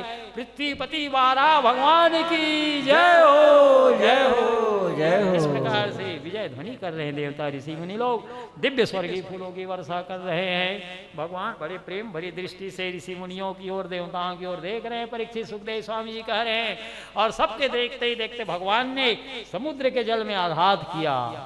विशाल काय शरीर है वारा भगवान का। सुखदेव स्वामी जी कह रहे हैं, परीक्षित समुद्र भगवान के आघात को सहन नहीं कर पाया, दो भाग में विभक्त हो गया। भगवान समुद्र के जल को चीरते हुए रसातल तक पहुंच गए, जहां पृथ्वी देवी को मल से ढक दिए रसातलवासी दैत्य लोग। नथुने से उठाए भगवान पृथ्वी को और रसातल से उद्धार करके ऊपर आने लगे तीव्र गति से। इधर देवर्षि नारद जी के माध्यम से हिरण्याक्ष को यह समाचार मिला कि भगवान रसातल से पृथ्वी को उठा करके ले जा रहे हैं। तो भगवान के समीप चला गया और गदा से पीठ को मारने लगा भगवान वाराह की। छोड़ दो, छोड़ दो। पूर्व काल में पितामह विधाता ब्रह्मा जी ने हम रसातलवासी दैत्यों के लिए पृथ्वी को रसातल पर नियत कर रखा है। मेरे से बिना पूछे तुम कैसे उठा के ले जा रहे हो पृथ्वी को? यहीं रसातल में रहने दो, हम रसातलवासी दैत्यों की है पृथ्वी। पृथ्वी महारानी डर के मारे कांप रही है। सुखदेव स्वामी जी कह रहे परीक्षित से, और भगवान हिरण्याक्ष दैत्य के कटु वचन को ही सहन नहीं कर रहे हैं सूरज, उनके आघात को भी सहन कर रहे हैं गदा के। ठीक उसी प्रकार से बूंद आघात सहेंगिरी कैसे खल के वचन संत सह जैसे, जैसे वर्षाकालीन बूंदों के प्रहार को हिमालय राज पर्वत सहन कर लेते हैं, जैसे दुष्टों के कटु वचन को संत जन सहन कर लेते हैं, उसी प्रकार से भगवान वारा हिरण्याक्ष दैत्य के कटु वचन को ही सहन नहीं कर रहे हैं, गदा के प्रहार को भी सहन कर रहे हैं। भगवान जल के ऊपर आ गए समुद्र के, और योग बल से पृथ्वी को स्तंभित कर दिया, रोक दिया। ये पृथ्वी में 71% भाग में जल है, 29% भाग में थल है। अब तो वारा भगवान के साथ हिरण्याक्ष दैत्य का युद्ध होने लगा। कभी गदा युद्ध, कभी मल युद्ध कर रहे हैं, और देवता ऋषि मुनि लोग अंतरिक्ष में प्रकट होकर के भगवान वारा की विजय कामना करते हुए दिव्य स्वर्गीय फूलों की वर्षा कर रहे हैं, शंख नगारे बजा रहे हैं, जय जयकार कर रहे हैं। पृथ्वीपति वारा भगवान की जय हो, जय हो, जय हो। पृथ्वीपति वारा भगवान की जय हो, जय हो, जय हो। पृथ्वीपति वारा भगवान की जय हो, जय हो, जय हो। देवता ऋषि मुनि लोग हाथ जोड़ करके विनय किए, भगवान बस बहुत खिला लिए, अब इसका उद्धार कर डालिए। देवताओं की प्रार्थना पर वारा भगवान अपने हस्तारवी से एक तमंचा जड़े गाल में हिरण्याक्ष दैत्य के। भगवान के तमंचा का जब प्रहार पड़ा परीक्षित, जैसे भौरा को चलाता है बालक पृथ्वी में तीव्र गति से चलता है, वैसे ही तेज गति से घूमने लगा। भगवान के तमंचे के प्रहार को सहन नहीं कर पाया, धड़ाम से नीचे गिर पड़ा। दिव्य ज्योति निकली हिरण्याक्ष दैत्य के शरीर से, और भगवान वारा के श्री चरणों में जाकर के विलीन हो गई। भगवान साजुज्य मुक्ति प्रदान किए। देवता लोग दुंदुभि बजाते दिव्य स्वर्गीय फूलों की वर्षा किए। पृथ्वीपति वारा भगवान की जय हो, जय हो, जय हो। पृथ्वी महारानी वारा भगवान को पति के रूप में वर्ण कर ली। ना, मेरा रसातल से आपने उद्धार किया है, मैं आपको पति के रूप में वर्ण कर रही हूँ। भगवान नारायण की दो पत्नी है, एक अचल लक्ष्मी पृथ्वी महारानी है, जिसका भगवान ने वारा अवतार लेकर के रसातल से उद्धार किया, और एक लक्ष्मी महारानी जो वैकुंठ लोक में वास करती है। एक चल लक्ष्मी है और एक अचल लक्ष्मी। पृथ्वी महारानी अचल लक्ष्मी है, और लक्ष्मी जो है वैकुंठ लोक में वास करती हैं वो चल लक्ष्मी है। जो पृथ्वीपति वारा भगवान की कथा श्रवण करते हैं परीक्षित, उनको भोग और मोक्ष दोनों की प्राप्ति होती। ध्यान पूर्वक सुनिए, जो वारावतार कथा सुनते हैं भागवत जी में, उनको भोग और मोक्ष दोनों मिलता है। किसी का किराया का मकान हो, स्वयं का आवास ना हो, वारा अवतार कथा श्रवण करने से, पृथ्वीपति वारा भगवान का स्मरण करने से स्वयं का निज आवास हो जाता है। कोई भूमि संबंधी विवाद में उलझा हुआ हो, पृथ्वीपति वारा भगवान की कथा सुने, पृथ्वीपति वारा भगवान की आराधना उपासना करे, तो उनके भूमि संबंधी विवाद तत्काल सुलझते हैं। जो नित्य पृथ्वी की वंदना करके, पृथ्वी को प्रणाम करके तब पृथ्वी पर चरण रखते हैं, उनकी कभी अकाल मृत्यु नहीं होती। यही पृथ्वी महारानी विष्णुचित्त ब्राह्मण को तुलसी की फुलवारी में मिली। उनका लालन पालन करने लगे। रंगनाथ जी भगवान के लिए सुंदर फूलों की माला बना करके अपने पिता विष्णुचित्त ब्राह्मण को देती। वे रंगनाथ जी में मंदिर में जाके पुजारी को देते, पुजारी जी रंगनाथ जी को माला को पहनाते। नित्य का नियम था। एक दिन पुजारी जी ने कहा विष्णुचित्त ब्राह्मण से, पंडित जी आप जो फूल की माला लाते हैं रंगनाथ जी की सेवा में, उसमें केस लगा रहता है, मैं कई दिन देखा हूं, तो क्या इसको कोई पहन लेता है क्या? मुरझाया रहता है माला। विष्णुचित्त ब्राह्मण ने कहा धर्म की मेरी एक कन्या जो तुलसी की फुलवारी में मेरे को मिली थी, उसका नाम कोदई रखे थे। त्रैलोक की सुंदरी थी, वैसी सुंदरता किसी के पास नहीं थी जो सुंदरता थी पृथ्वी महारानी में, जो दिव्य सर्वांग सुंदरी थी, इसलिए उनका नाम कोदई रखे थे। वे दक्षिण भारत के संत हो गए विष्णुचित्त ब्राह्मण। वहां पृथ्वी महारानी का उद्धार हुआ। रंगनाथ जी के मंदिर में वे दर्शन करने के लिए नित्य जाते थे विष्णुचित्त ब्राह्मण। तो इनकी कन्या कोदई जो पुष्पों की माला बनाई रहती थी, उसे वे पुजारी जी को देते, पुजारी जी रंगनाथ जी को माला पहनाते थे। नित्य का क्रम था। तो विष्णुचित्त ब्राह्मण ने कहा कि मैं कल देख के बताऊंगा महाराज, मेरी एक धर्म की कन्या है जो तुलसी की फुलवारी में मिली थी, वही माला बनाती है भगवान के लिए। अब तो छिप करके देखने लगे इनके पिताजी कि कैसा करती माला को। माला बनाई इनकी बेटी पुत्री कोदई, और माला बना करके एकांत कक्ष में दर्पण के समक्ष उस माला को पहन करके अपने प्रतिबिंब को देखने लगी कि मेरा श्रृंगार मेरे पति देव रंगनाथ जी के अनुकूल है कि नहीं। उसी समय इनके पिता आ गए, लज्जित हो गए पिता को देख करके। इनके पिता विष्णुचित्त ब्राह्मण ने कहा बेटी ये माला तो भगवान अभी पहने नहीं है रंगनाथ जी, और तुम पहले पहन ले। पहले भगवान को अर्पण करना चाहिए पुष्पमाला, फिर इस पुष्पमाला को प्रसाद स्वरूप धारण करना चाहिए। पहले भोग भगवान को अर्पण करना चाहिए, फिर प्रसाद स्वरूप ग्रहण करना चाहिए। वस्त्र आभूषण गहना बाजार से क्रय करके लाते हो तो पहले भगवान को तुलसी दल छोड़ के अर्पण करना चाहिए, फिर प्रसाद स्वरूप ग्रहण करना चाहिए। तुम्हें निवेदित भोजन करें प्रभु प्रसाद पट भूषण धरी। नैवेद्य पहले भगवान को अर्पण करिए, फिर प्रसाद स्वरूप ग्रहण करिए। सप्ताह ज्ञान यज्ञ में रसोई तैयार हो रही है, तुलसी दल छोड़ के भगवान को भागवत जी को अर्पण करिए, भोग लगाइए, गौग्रास निकालिए, तब सब प्रसाद पाइए। वस्त्र आभूषण गहना बाजार से क्रय करके लाते हैं तो पहले भगवान को अर्पण करिए, फिर प्रसाद स्वरूप ग्रहण करिए। तो भगवान तो पहने नहीं है माला को, तुम पहले पहन ली। लज्जित हो गई, कहीं कोई बात नहीं बेटी, जो हो गया। ऐसा करो तुम दूसरा माला बनाओ। दूसरा माला बनाई, पिताजी को दी, रंगनाथ जी के मंदिर में आके पुजारी को दिए। पुजारी जी माला को पहनाए, भगवान पहन नहीं रहे हैं सुरेश माला को, नीचे गिरा रहे हैं कि नहीं, वो बार बार गठान लगा कर माला पहना रहे। पुजारी जैसे पहनाते फिर गिर रहा है। अब तो पुजारी जी घबराए, कोई अपराध तो नहीं हो गया, आज भगवान क्यों माला को नहीं पहन रहे हैं। भोग राग लगा के थाल को ढक करके भूखे सो गए पुजारी जी, पता नहीं क्या मेरे साथ अपराध बन गया जो भगवान माला को पहने नहीं। रात में स्वप्न में दर्शन दिए भगवान पुजारी जी को। पुजारी जी क्यों रोके हो पंडित जी को, वो माला के बारे में क्यों तुमने रोका। उनकी कन्या वो माला को पहन के जब मेरे को देती थी तो माला मुझको भाता था। मैं वाराह अवतार लेकर के पृथ्वी देवी का उद्धार किया हूँ। पृथ्वी महारानी कोदई के रूप में, कन्या के रूप में विष्णुचित्त ब्राह्मण को प्राप्त हुई है, तो साक्षात पृथ्वी महारानी, उनको रोको मत। कल रंगनाथ जी के मंदिर में मेरे साथ उसका पानी ग्रहण संस्कार पुजारी जी तुम करा देना। और विष्णुचित्त ब्राह्मण को भी रात्रि में स्वप्न दिए, पंडित जी आप क्यों रोके अपनी कन्या को, उनका पहना हुआ धारण किया वो माला मेरे को भाता था, प्रिय लगता था, क्यों आप रोके उनको। वो तुम्हारी कन्या है, पृथ्वी महारानी है, वाराह अवतार लिया था तो मेरे को ही पति के रूप में वर्ण की हुई थी वो, उनका पहना हुआ माला मेरे को प्रिय लगता है, भाता है। रंगनाथ जी के मंदिर में अपनी कन्या को लेके आना, पुजारी जी मेरे साथ पानी ग्रहण करा देना, ऐसा स्वप्न में भगवान आदेश दे के अंतर ध्यान हो गए।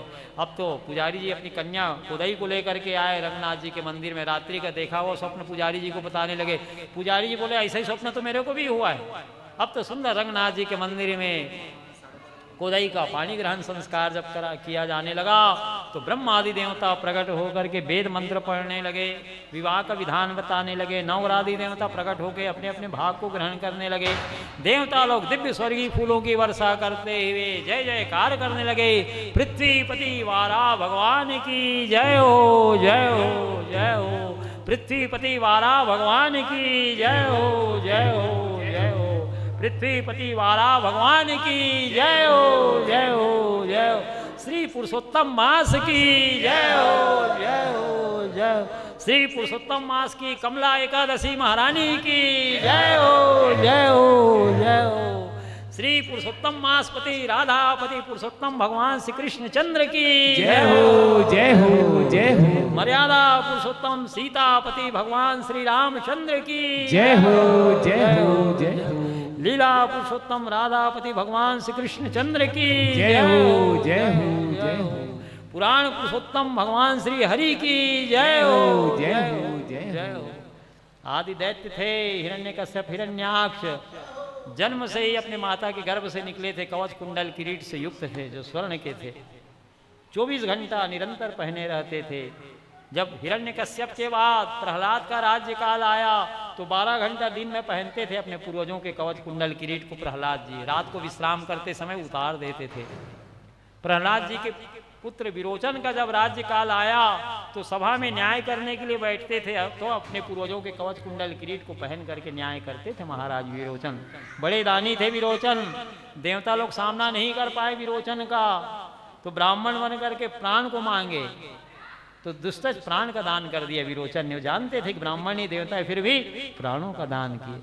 तो जब न्याय करने बैठते थे महाराज विरोचन तो अपने पूर्वजों के कवच कुंडल किरीट को पहन करके धारण करके न्याय करते थे। विरोचन के बाद जब बलि का राज्य आया तो जब उनका राज्याभिषेक किया जाने लगा उस समय कुछ मुहूर्त तक अपने पूर्वजों के कवच कुंडल किरीट को धारण किए रहे। और बलि के बाद जब बाणासुर का राज्य आया तो अपने पूर्वजों के कवच कुंडल किरीट को केवल उठा लेते थे, धारण नहीं कर पाते थे, इतना भारी भरकम था। जब रावण दिग्विजय के लिए निकला, ध्यान पूर्वक सुनिए, बाणासुर के पास पहुंचा रावण तो अपने पूर्वजों के कवच कुंडल को दिखाया रावण को। देखो रावण, ये मेरे पूर्वजों का कवच कुंडल किरीट है। अपनी माता के गर्भ से जब निकले थे हमारे पूर्वज हिरण्यकश्यप हिरण्याक्ष तो कवच कुंडल किरीट से युक्त थे, स्वर्ण में था उनका देह, 24 घंटा निरंतर धारण किए रहते थे। हिरण्यकश्यप हिरण्याक्ष के बाद जब प्रहलाद का राज्य काल आया हमारे पूर्वज का तो 12 घंटा दिन में पहनते थे, रात को उतार देते थे। प्रहलाद जी भी कितने महात्मा बलवान थे वे। प्रहलाद जी के बाद मेरे दादाजी विरोचन का राज्य काल आया तो न्याय करने के लिए सभा में बैठते थे, तब हमारे दादाजी इस कवच कुंडल किरीट को पहनते थे। और जब मेरे पिताजी का राज्य आया तो हमारे पिताजी बलि जब राज्याभिषेक उनका होने लगा उसी समय इस कवच कुंडल किरीट को धारण किए रहे, उसके बाद वो भी नहीं पहने। और मैं बलि का पुत्र बाणासुर अपने पूर्वजों के कवच कुंडल किरीट को केवल उठा लेता हूँ, पहन नहीं पाता, इतना भारी है। तो इसको उठा के बता, जो दिग्विजयी रावण कैलाश पर्वत को उठा लिया था शिव पार्वती जी के सहित, हिरण्यकश्यप हिरण्याक्ष के कवच कुंडल किरीट को तिल भर भी नहीं उठा पाया। कितना बलवान रहे होंगे बताइए हिरण्याक्ष हिरण्यकश्यप। तो रावण तिल भर भी नहीं उठा पाया कवच कुंडल किरीट, फिर लज्जित होकर वापस लंका लौट गया, बाणासुर से युद्ध किया नहीं। इस प्रकार से जगत की जितनी घटनाएं घट रही है सब भगवान के गंभीर इशारे से घटित हो रही है। पत्ते पत्ते में भगवान की सत्ता समाई हुई है। बिना भगवान की इच्छा के जगत के कोई कार्य नहीं होते। तस्मात् भारत सर्वात्मा भगवान ईश्वरो हरि श्रोतव्य कीर्तितव्य स्मर्तव्य क्षतभयम्। ये जीवात्मा का सच्चा सुहृद एकमात्र भगवान श्री हरि ही है। यदि जीव निर्भय होना चाहता है, हमेशा के लिए सुख शांति आनंद प्राप्त करना चाहता है तो भगवान की कथा श्रवण करे, भगवान का कीर्तन करे, सतत भगवान का स्मरण करता रहे। श्री वृंदावन बिहारी लाल की जय। वाणी को सफल करने के लिए आज की कथा महारानी को यहीं विराम दे रहे हैं। कल पुनः कथा प्रारंभ होगी 2 बजे से। कल भगवान के कपिल अवतार की कथा, सती प्रसंग, ध्रुव चरित्र, जड़ भरत चरित्र की कथा श्रवण करेंगे। आज की संपूर्ण कथा महारानी को वाणी को सफल करने के लिए राधापति भगवान गोविंद के श्री चरणों में, श्री पुरुषोत्तम मास के श्री चरणों में, श्री पुरुषोत्तम मासपति राधापति भगवान श्री कृष्ण के चरणारविंद में वाक्य पुष्पांजलि, वाणी पुष्पांजलि श्री कृष्णार्पण करके वाणी को विराम दे रहा हूँ। बोलो वृंदावन बिहारी लाल की जय हो। श्री जगन्नाथ स्वामी की जय हो। श्री रंगनाथ स्वामी की जय हो। श्री द्वारिकानाथ स्वामी की जय हो। श्री बद्रीनाथ स्वामी की जय हो। श्री गोवर्धननाथ स्वामी की जय हो। जय जय श्री राधे, जय जय श्री राधे, जय जय श्री राधे।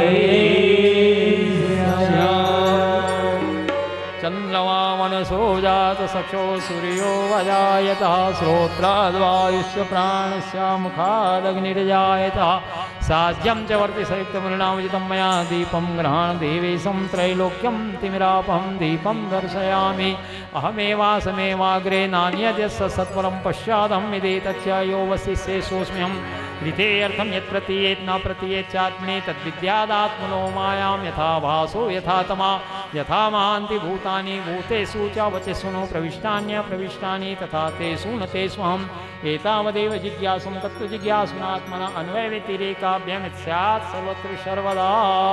श्रीमद्भागवत महापुराण की जय हो।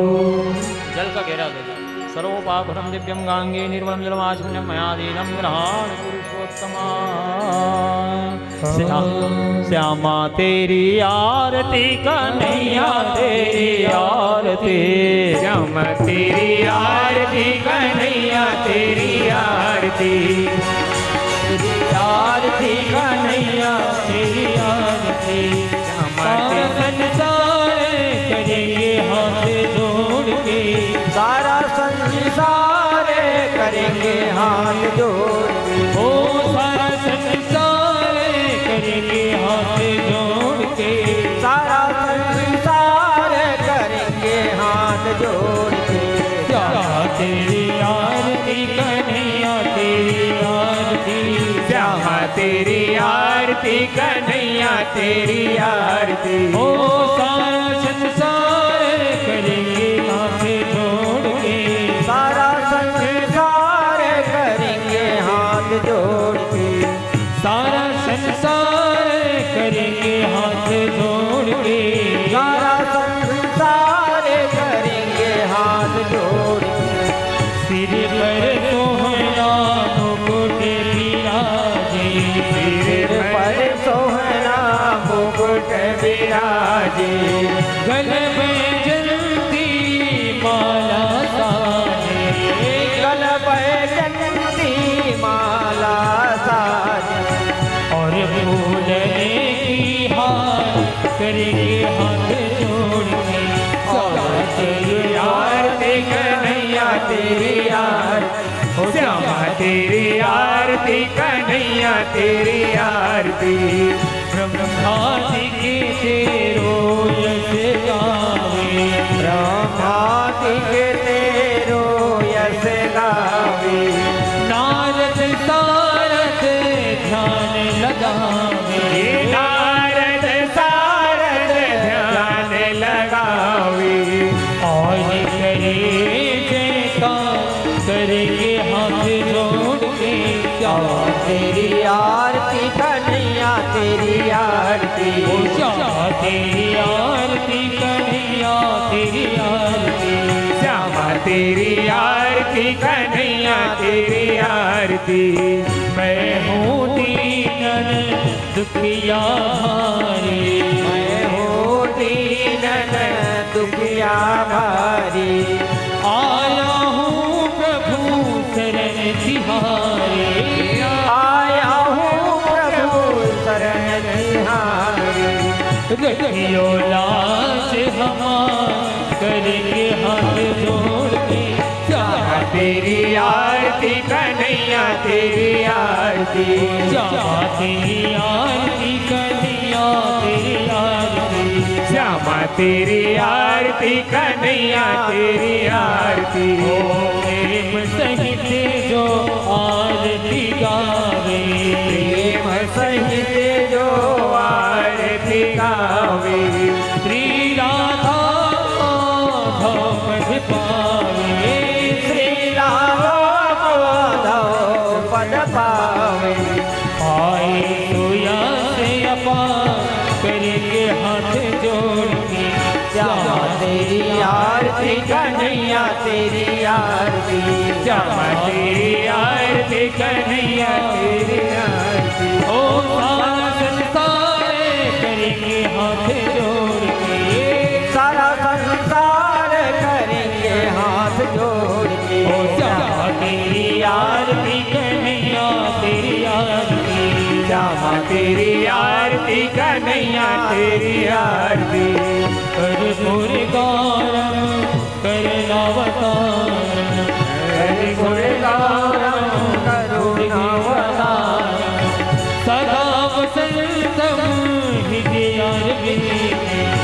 सदा भवानी सहितं नमामि त्वमेव माता च पिता त्वमेव त्वमेव बन्धु सदा त्वमेव त्वमेव विद्या त्वमेव त्वमेव सर्वं मम देवते तेरी आरती कन्हैया तेरी आरती श्यामा तेरी आरती कन्हैया तेरी आरती सारा संसार करेंगे हाथ जोड़ के सारा संसार करेंगे हाथ जोड़ तुलसी महारानी नमो नमो तुलसी महारानी नमो नमो हरि की पचरानी नमो नमो तुलसी महारानी नमो नमो वृंदा महारानी नमो नमो दुर्गा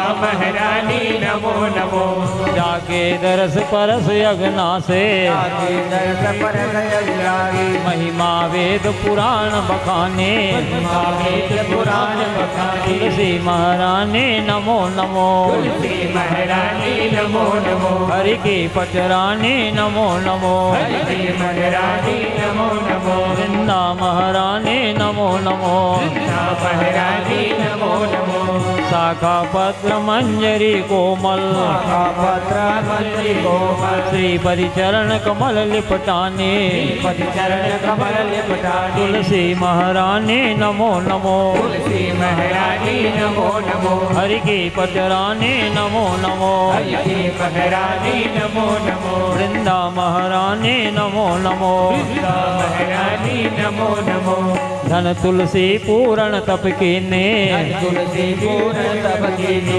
शालिग्राम बनी पचरानी शालिग्राम बनी पटरानी तुलसी महारानी नमो नमो तुलसी महारानी नमो नमो हरि की पचरानी नमो नमो हरि महारानी नमो नमो वृंदा महारानी नमो नमो दुर्गा महारानी नमो नमो शिव सनकादिक अरु ब्रह्मादिक सनकादिक और ब्रह्मादिक खोजत फिरत महामुनि ज्ञानी फिरत महामुनि ज्ञानी तुलसी महारानी नमो नमो तुलसी महारानी नमो नमो हरि की पचरानी नमो नमो हरि महारानी नमो नमो वृंदा महारानी नमो नमो दुर्गा महारानी नमो नमो धूप दीप नैवेद्य आरती दीप नैवेद्य आरती पुष्पन की वर्षा बरसाने पुष्पन की वर्षा बरसाने तुलसी महारानी नमो तुलसी महारानी